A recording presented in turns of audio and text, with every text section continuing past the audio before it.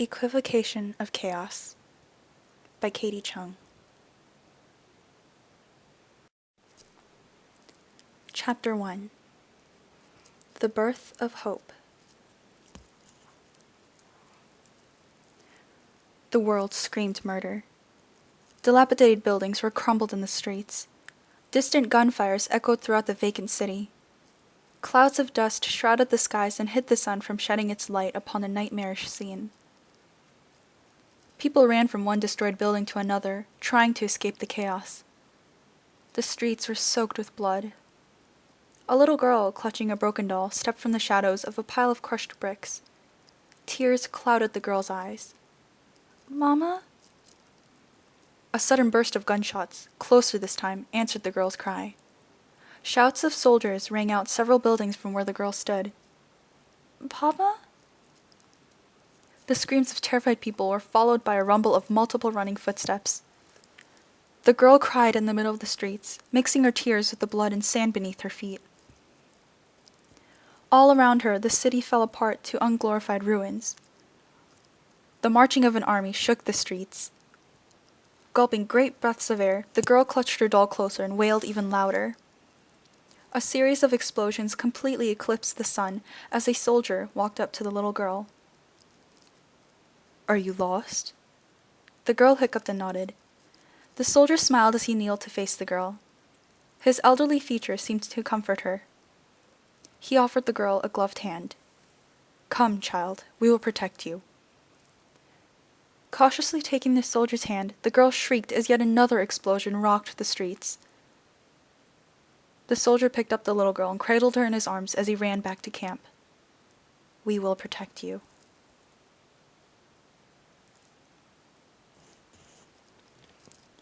It was a slow day at the store. General James Bridges sat at the cashier's counter, passing time by cleaning his trusty silver pistol. Looking up at the doorway of his weapons store, James sighed and rubbed his eyes. He was getting old. The shop's door swept open, triggering a twinkling of wind chimes that hung on the glass door. "Dad!" A young boy around 6 years old ran into the shop. James smiled at his son and stood up. "What is it, Ray?" The shop door rang again. Ray pointed to the doorway where a tall, well-built man stood. "Major Ford is back," Ray said, not able to contain his excitement. Major Kenneth Ford saluted to his superior and friend. "General?" Kenneth grinned, saluting sloppily. James laughed and walked to the front of the counter. "Cut the formalities, soldier. So the war is finally over?" Before the major could answer, Ray gave a shout of surprise. "What is that?" he asked, pointing behind Kenneth's leg. The general peered behind Kenneth's left leg to see a pair of smoldering brown eyes studying him. Taken aback, James gave his subordinate a questioning look. "General," Kenneth chuckled, "this is my adopted daughter, Elizabeth." A small petite girl, no more than 3 years old, stepped out from behind her father. There was a spark of light within her dark, dark eyes. Ray seemed shocked and fascinated at the same time. Elizabeth's jet black hair covered the bandages around her forehead that the general nearly missed. Her tan arms were wrapped tightly around a patched-up doll. "I'm Liza," she said shyly. Kenneth bent down to put a hand on Liza's back. "Raymond Bridges?" Ray snapped to attention. "Yes, sir?" Smiling, Kenneth gently nudged Liza towards Ray. "Keep a close eye on her, okay?" Ray looked back at Liza, who looked a bit scared. Why wouldn't she be? She was in a whole new environment. Feeling a sense of responsibility, Ray saluted the major and nodded. "I'll take good care of her, sir." All right. James laughed. He ruffled Ray's hair. "Why don't you show Liza around the neighborhood?" The two officers watched as Ray excitedly ran out the door, towing an apprehensive Liza. As the children ran out of sight, the general turned towards Kenneth with a grave expression on his face. "How bad was it?" James asked, not expecting a pleasant report. Sighing, Kenneth found a seat and sat down wearily. "It's everything you'd expect. Absolute bloodshed. No one expected any good to come out of this war, General. I don't understand why we had to do things the way we did." James's eyebrows furrowed. How many? He asked quietly. I can't say. The Major leaned forward, resting his elbows on his knees. Thousands? Millions? We nearly wiped out the entire state of Lostare. Survivors were only amounted to a few dozen, and even they were persecuted. We completely destroyed the capital, Sohel. No survivors were recovered in that city. Except for Liza, James said, calmly looking at his fellow officer. Kenneth's head turned sharply towards the general. Please, sir. She was the only survivor of that city. Please, don't... James put up a hand. No, don't worry. I won't take her away from you. I'll file her as your dependent. I only want to know how you're going to raise her as a single father. Puffing out his chest, Kenneth gave him a proud smile. If I got her out of that war alive, I think I can handle being her father. A wave of concern for his comrade washed over James. How will you tell her about the war and her parents? He asked, subdued. Silence settled into the store. Beyond the windows of the shop, several dust-covered automobiles drove by. The sounds of people laughing and children running and shrieking with glee reached inside the hollow of the store. Kenneth ran a hand through his already graying hair. I'm an old soldier who's seen enough for his lifetime, he said, voice pained. But Elizabeth is a young girl who's seen and gone through far too much for her age. She's a strong girl. Although she may be out of that terrible war zone, a piece of her heart will always remain in Sohel. Until she is stable enough to hear about her history, I'll keep protecting her. Looking up at the general, Kenneth stopped talking to turn and look out the window. James had been distracted by something outside the shop. Liza and Ray were across the street from the weapons shop. Ray was tickling Liza with the yellow daisy. Kenneth's blue eyes lit up as he saw her giggle. A group of schoolboys walking by the two children spotted Liza and started to point and whisper. Suddenly, the leader of the group of boys leapt towards Ray and snatched the daisy out of his grasp. The rude boy threw down the flower and crushed it underneath his boot. Liza began to cry when she saw the trampled daisy. Kenneth let out an annoyed breath and abruptly stood to walk to where the children stood to lecture them. James brought up an arm to hold Kenneth back as he motioned for him to wait. Ray stepped in front of Liza and started to wave his hands all around himself as he appeared to be scolding the cluster of schoolboys.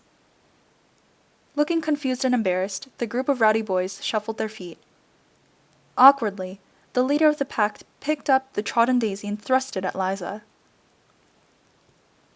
She gingerly took it into her hands and hid behind Ray's back. He crossed his arms and glared at the group until they shuffled past the two children. Shaking his head, Kenneth sat back down and watched as Ray picked another daisy for Liza. Well, Major, James said, giving his friend a reassuring smile, you won't have to protect her alone.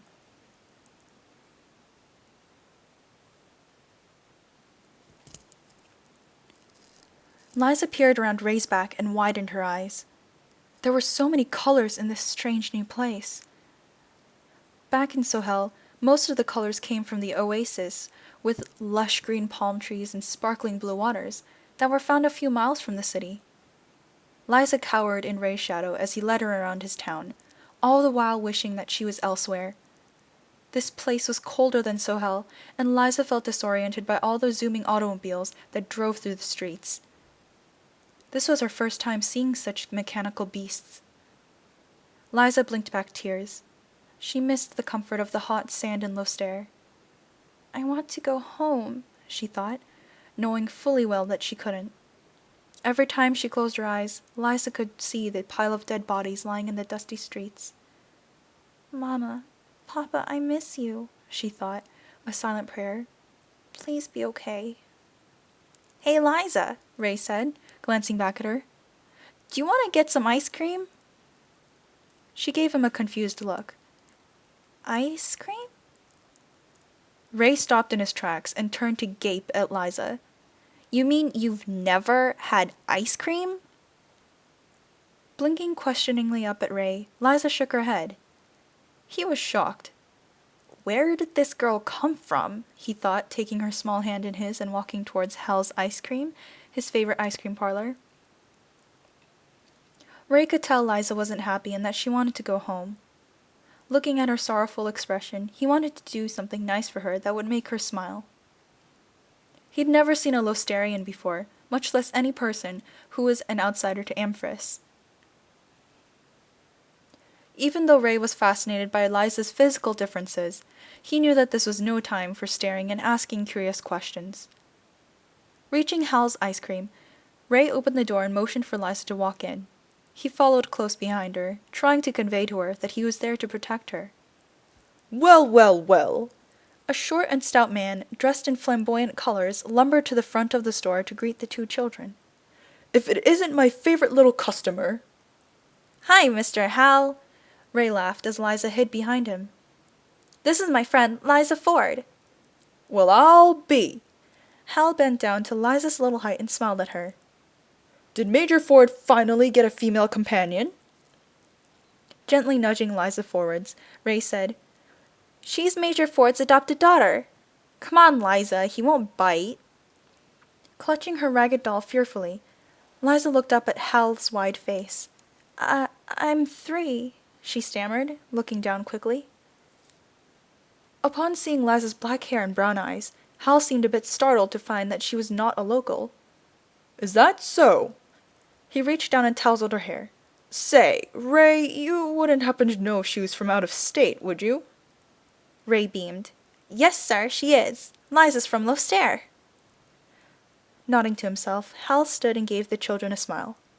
Well, then, if this is her first day here, let's give her a proper ice cream treat.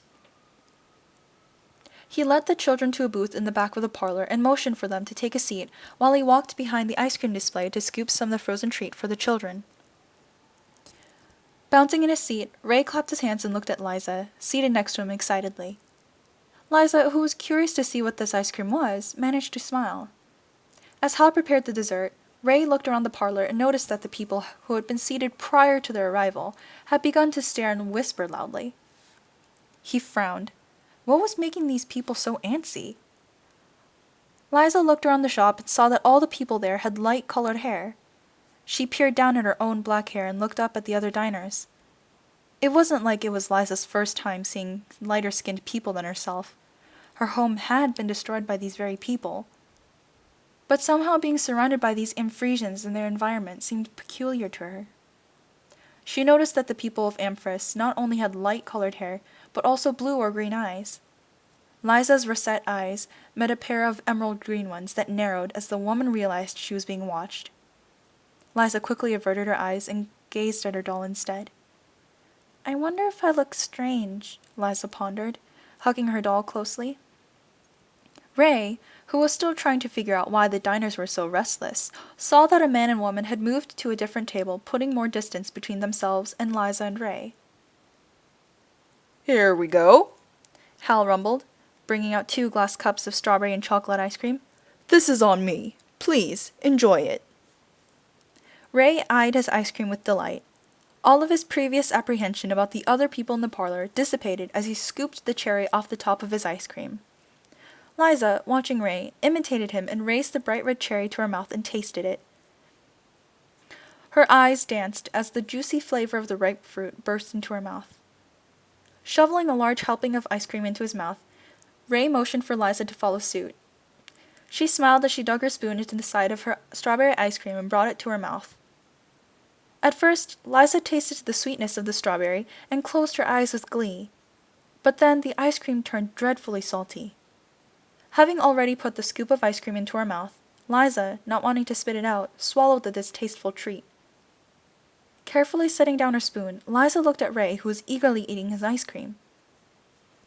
Was this supposed to taste so strange? She wondered, as she debated on taking another spoonful.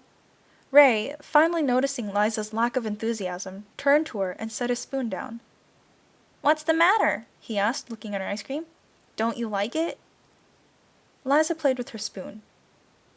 It's too salty, she said, embarrassed that she couldn't return his love for the treat. Salty? Ray frowned. Since when was ice cream salty? Liza, is it alright with you if I try a taste of your ice cream? Okay. Leaning forwards, Ray took a small scoop of Liza's ice cream with a spoon and tasted it. He, having no concerns for whether the food had been in his mouth or not, spat the serving of ice cream out on a napkin. He could barely taste the sweetness of the delicacy, it was so salty. Ray didn't understand what was wrong. Hal's ice cream is the best in town, he thought, scooping Liza some of his ice cream to eat. Why is this dish so disgusting? Liza, having tasted the real savory flavor of ice cream, smiled brightly at Ray. He gave her a grin back. As they finished off what remained of Ray's ice cream, Hal returned to take the dishes from them. He noticed Liza's untouched treat. What's the matter? Hal asked, looking down at Liza. Didn't you like your ice cream? Not wanting to be rude, Liza stuttered. It was good, but it was a bit too salty, she said. Too salty? Hal exclaimed, taking up Liza's ice cream. I only serve the best ice cream manufactured here. Let me take a bite. He took a small scoop of ice cream and swished it around his mouth. Liza watched in anticipation, hoping she wouldn't have to explain what dreadful taste it had. Hal swallowed and seemed contemplative.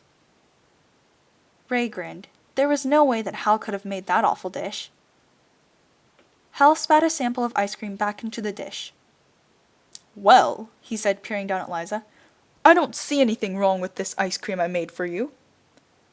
Ray frowned. Sir? He asked, confused. Hal smiled devilishly. This ice cream was tailored as a special treat just for your friend here. He looked at Liza and leaned in closely. This ice cream that I gave you was exactly what a Losterian should be given to eat. Liza looked at Ray with watering eyes. This man had been cruel, and Liza didn't like him one bit. Not even the fact that he made the best ice cream in town could make her feel any less hurt at what he'd done. I'm a person too, she thought, as a fat tear rolled down her cheek. If I have to be treated like this, I don't like it here. Ray noticed that the other people in the parlor were staring unwelcomingly. Looking down at poor Liza, he noticed that she was crying. Anger and irritation welled in his heart as Ray stood up and ushered Liza from her seat. We're going now, he said quietly in Liza's ear. Don't look around and just keep walking to the door. Wordlessly, she followed his directions and walked in front of him as Ray shielded her from behind. Just as they reached the front of the parlor, Ray stopped and turned around, furiously standing his ground. The people in the parlor stopped to stare at him in bewilderment. How dare they ignore what Hal did to Liza? How dare they allow such hurt upon an innocent child that had done them no wrong? Ray shot daggers into every person's soul in that parlor as he angrily stared them all down. How dare you hurt a girl who has done nothing to you? Ray shouted, causing several people to look down. And you call yourselves people? You should be ashamed of yourselves. Cowards! This is a disgrace to the state of Amphris. If I was the Imperator, I'd be ashamed to even rule this state. And just you wait, Liza's gonna be more of a person than you ever will. And with that, he took Liza's hand and deftly walked out of Hal's ice cream, leaving behind a stunned silence. Looking back at her as he stormed down the streets, Ray saw Liza giving him an odd look. He slowed down enough for her to catch her breath. The two children walked alongside each other as they neared the general's weapons shop. What's that look for? Ray asked, trying to calm himself. Liza cocked her head. Why did you do all that for me? She asked, holding on to her doll. Don't you think I'm weird? No, Ray said with strong conviction. There's nothing wrong with you, Liza. People don't understand outsiders here. Glancing down at her, he felt his coldness melt a little. I happen to like you, and so will these people. How? Liza asked. Ray tightened his hold on Liza's hand. We're going to rise to the top, he said, looking up at the distant, looming concrete walls that surrounded Amphis's capital and central command center. If the top was where he had to go to show these people, Ray would get there.